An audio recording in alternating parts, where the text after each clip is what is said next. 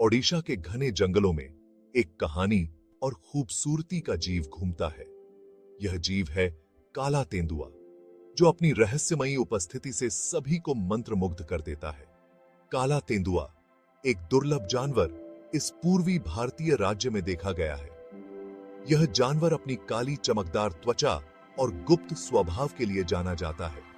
यह देखना बहुत खास है। वन्य जीव प्रेमियों और फोटोग्राफरों के लिए यह एक अद्वितीय अनुभव है जो उन्हें जीवन भर याद रहेगा। यह हमें बताता है कि ओडिशा के जंगल स्वस्थ हैं और जीवन से भरपूर हैं। यहाँ की हरियाली और विविधता अद्वितीय है। काला तेंदुआ उस जंगली खूबसूरती का प्रतीक है जो ओडिशा के जंगलों में है। उसकी चाल और उसकी उपस्थिति दोनों ही अद्वितीय हैं। ओडिशा अपने विविध वन्य जीवों के लिए जाना जाता है। यहाँ की जैव विविधता इसे एक महत्वपूर्ण वन्यजीव स्थल बनाती है। बाघ, हाथी और मगरमच्छ सभी इस राज्य को अपना घर कहते हैं। ये सभी प्रजातियां यहाँ के पारिस्थितिकी तंत्र का महत्वपूर्ण हिस्सा हैं। अब हम उस सूची में काले तेंदुए को भी जोड़ सकते हैं।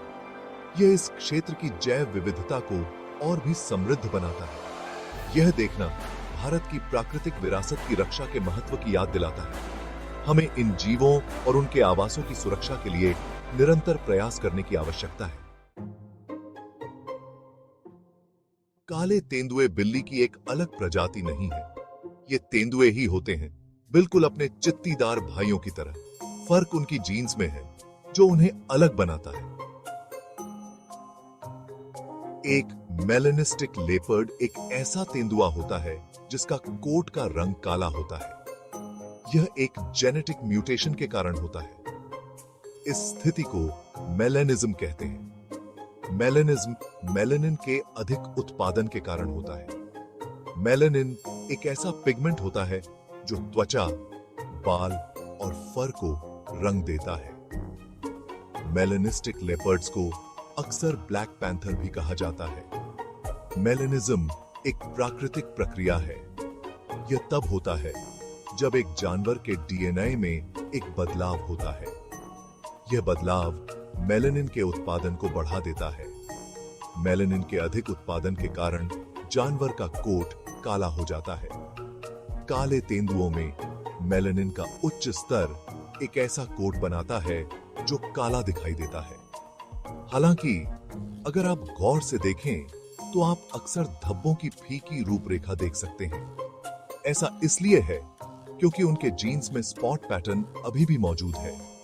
यह पैटर्न उनके कोट के नीचे छिपा होता है, जो केवल कुछ विशेष रोशनी में दिखाई देता है। ओडिशा में कितने तेंदुए रहते हैं? यह सुनकर बेहद खुशी होती है कि ओडिशा में तेंदुओं की संख्या में उल्लेखनीय वृद्धि हुई है। यह वन्यजीव संरक्षण के प्रयासों की सफलता का एक प्रमाण है। राज्य सरकार और वन विभाग द्वारा किए गए प्रयासों से तेंदुओं को सुरक्षित आवास और पर्याप्त भोजन मिल रहा है, जिसके परिणाम स्वरूप उनकी संख्या में वृद्धि हुई है। एनटीसीए के 2018 के अनुमान के मुताबिक ओडिशा में तेंदुओं की संख्या 760 थी। हालांकि नए सर्वेक्षण में यह संख्या 676 आई है। इसमें कुछ अंतर देखने को मिलता है। इसका एक कारण यह हो सकता है कि एनटीसीए का सर्वेक्षण बड़े पैमाने पर नहीं किया गया था और मुख्य रूप से सिमिलिपाल और सतकोसिया जैसे प्रमुख क्षेत्रों पर केंद्रित था, जबकि राज्य सरकार द्वारा किए गए सर्वेक्षण में 47 वन प्रभागों को शामिल किया गया था, जिससे तेंदुओं की संख्या का अधिक सटीक आकलन हो सका। इससे इनका अध्ययन और गिनती करना मुश्किल हो जाता है। इनका सत्य है। ओडिशा में तेंदुओं की गणना। एक विस्तृत विश्लेषण ओडिशा वन विभाग द्वारा की गई तेंदुओं की नवीनतम गणना में एक बेहद विस्तृत दृष्टिकोण अपनाया गया है। इसने गणना को अधिक सटीक और विश्वसनीय बनाया है। आइए देखें कि इस बार क्या कुछ अलग किया गया। पग मार्गों का अध्ययन। विभाग ने तेंदुओं के पंजे के निशानों का बारीकी से अध्ययन किया।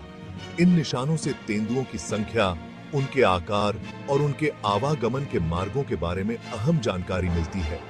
मल का विश्लेषण। तेंदुओं के मल का विश्लेषण करके उनके आहार और स्वास्थ्य के बारे में जानकारी प्राप्त की गई। आवाजों का रिकॉर्डिंग। तेंदुओं की आवाजों को रिकॉर्ड करके उनकी संख्या और गतिविधियों का पता लगाया गया। कैमरा ट्रैप्स का व्यापक उपयोग। इस बार बड़ी संख्या में कैमरा ट्रैप्स लगाए गए, जिससे तेंदुओं की वास्तविक समय की तस्वीरें मिल सकें। यह सबसे महत्वपूर्ण उपकरण साबित हुआ। एनटीसीए के सर्वेक्षण और ओडिशा के सर्वेक्षण में अंतर। विधि। एनटीसीए के 2018 के सर्वेक्षण में मुख्य रूप से सांख्यिकीय मॉडलों पर निर्भर किया गया था, जबकि ओडिशा के सर्वेक्षण में प्रत्यक्ष प्रमाणों पर अधिक जोर दिया गया। Camera traps. ओडिशा के सर्वेक्षण में एनटीसीए की तुलना में अधिक कैमरा ट्रैप्स लगाए गए। सटीकता। ओडिशा के सर्वेक्षण में त्रुटि का मार्जिन 10% से कम है, जबकि एनटीसीए के सर्वेक्षण में यह 33% था। ओडिशा के सर्वेक्षण की सफलता के कारण विस्तृत दृष्टिकोण, विभिन्न तरीकों का उपयोग करके डेटा एकत्र किया गया। कैमरा ट्रैप्स का व्यापक उपयोग। इससे तेंदुओं की गतिविधियों का प्रत्यक्ष प्रमाण मिला। स्थानीय विशेषज्ञता। स्थानीय वन विभाग के कर्मचारियों की विशेषज्ञता का भरपूर उपयोग किया गया। ओडिशा वन विभाग द्वारा किया गया तेंदुओं का सर्वेक्षण एक उत्कृष्ट उदाहरण है कि कैसे विस्तृत और वैज्ञानिक तरीकों से वन्य जीवों की गणना की जा सकती है।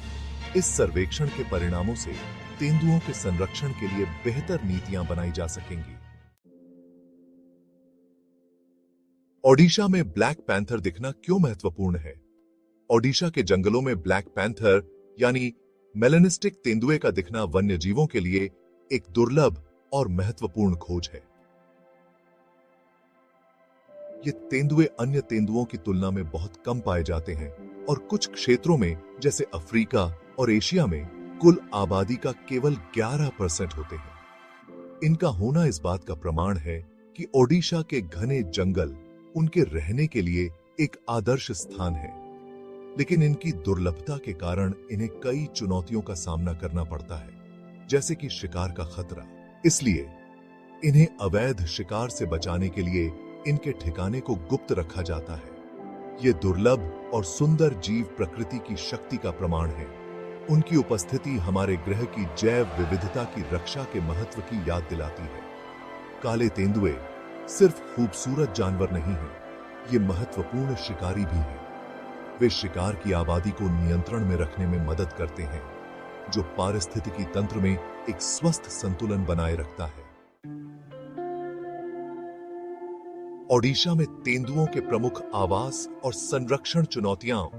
ओडिशा में सिमिलिपाल टाइगर रिजर्व को तेंदुओं और रॉयल बंगाल टाइगर्स के लिए सबसे महत्वपूर्ण आवास माना जाता है। इसके अलावा सतकोसिया लैंडस्केप भी तेंदुओं के लिए एक महत्वपूर्ण आवास के रूप में विकसित हो रहा है और यहाँ तेंदुओं की आबादी लगातार बढ़ रही है। ये दोनों क्षेत्र तेंदुओं को सुरक्षित आवास और पर्याप्त भोजन प्रदान करते हैं। वन्य जीव संरक्षण के लिए सबसे बड़ी चुनौती अभी भी शिकार है। 2018 से 2023 तक ओडिशा में 89 तेंदुओं की खाल जब्त की गई है, जो दर्शाता है कि अवैध शिकार अभी भी एक गंभीर समस्या है। यह तेंदुओं के संरक्षण के प्रयासों के लिए एक बड़ा झटका है। शिकार न केवल तेंदुओं की संख्या को कम करता है, बल्कि उनके आनुवंशिक विविधता को भी कम करता है। ओडिशा में तेंदुओं के संरक्षण के लिए कई चुनौतियां हैं। शिकार को रोकने के लिए कड़े कानून बनाना और उनका सख्ती से पालन करना आवश्यक है। इसके अलावा स्थानीय समुदायों को वन्य जीव संरक्षण के महत्व के बारे में जागरूक करना भी महत्वपूर्ण है। काले तेंदुओं और अन्य वन्य जीवों के अस्तित्व के लिए इन जंगलों की रक्षा करना महत्वपूर्ण है। इनकी सुरक्षा के बिना कई प्रजातियां विलुप्त हो सकती हैं। हमें उनके संरक्षण प्रयासों में ओडिशा वन विभाग का समर्थन करना चाहिए। वन विभाग के अधिकारी और संरक्षण टीम दिन रात काम कर रहे हैं। हमें पर्यावरण पर अपने प्रभाव को कम करने के लिए भी काम करना चाहिए। स्थायी प्रथाओं को अपनाना और जंगलों की सफाई में भाग लेना आवश्यक है। साथ मिलकर काम करके हम यह सुनिश्चित कर सकते हैं कि ओडिशा के जंगल काले तेंदुओं और उन सभी जीवों के लिए एक सुरक्षित आश्रय बने रहें जो इसे अपना घर कहते हैं। सामुदायिक प्रयासों से ही यह संभव है। दोस्तों, यह था ओडिशा के दुर्लभ ब्लैक पैंथर्स के बारे में एक महत्वपूर्ण अपडेट। इस खोज ने हमें याद दिलाया है कि वन्य जीव संरक्षण कितना महत्वपूर्ण है और हमें इन दुर्लभ प्रजातियों को बचाने के लिए क्या प्रयास करने चाहिए। अगर आपको यह वीडियो पसंद आया हो तो इसे लाइक करें, अपनी राय कमेंट करें और हमारे चैनल को सब्सक्राइब करना न भूलें।